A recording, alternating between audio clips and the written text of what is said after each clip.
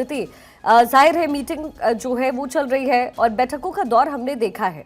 Planning बड़ी है क्योंकि जिस तरीके से ये साजिश रची गई है और अब जो डॉट्स कनेक्ट हो रहे हैं वो पाकिस्तान तक पहुंचते हुए नजर आ रहे हैं। इस बार पाकिस्तान को वो सब देखना होगा जो वो देखना नहीं चाह रहा था पिछली बार।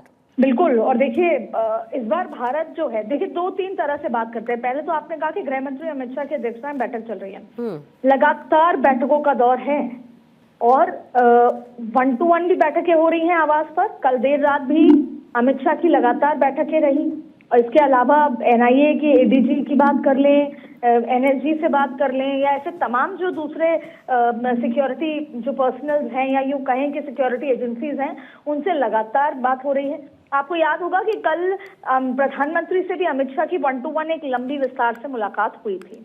अब देखिए 3-4 चीजें हैं। पहला ये समझने की बात है, आपने पाकिस्तान का जिक्र किया, सबसे इंपॉर्टेंट बात यह है कि आपने देखा होगा कि कल जो रेजोल्यूशन CCA कैबिनेट की बैठक में और CCS की बैठक में लिया गया, उसमें ये एक्सेप्ट किया गया कि टेरर अटैक है।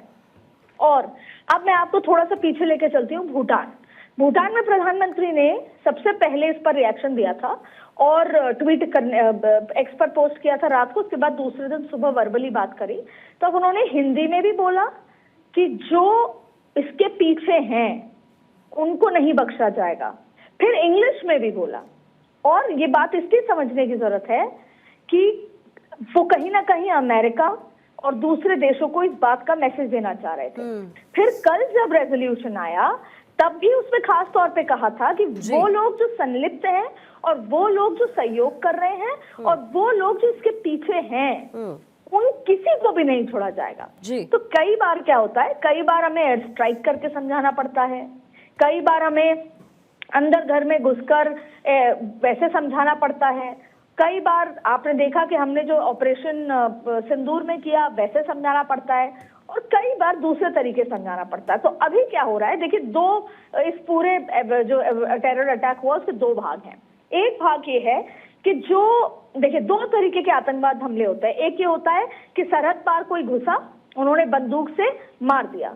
एक होता है कि जो इनके जैसे कि वो एक मौलवी पकड़ा गया इरफान के कनेक्शन में ये लोग आए थे, डॉक्टर्स जो श्रीनगर से थे, और डॉक्टर मुजम्मिल आया, डॉक्टर आदिल आया और धीरे धीरे इनका पूरा कनेक्शन बढ़ता गया। फिर इनको ऐसे टेलीग्राम ग्रुप से जोड़ा जहां पर रोज हेट्रेड स्पीच होती थी, जहां पर रोज इस तरीके के ग्रुप से जोड़ा गया और फिर उनको रेडिकलाइज किया गया।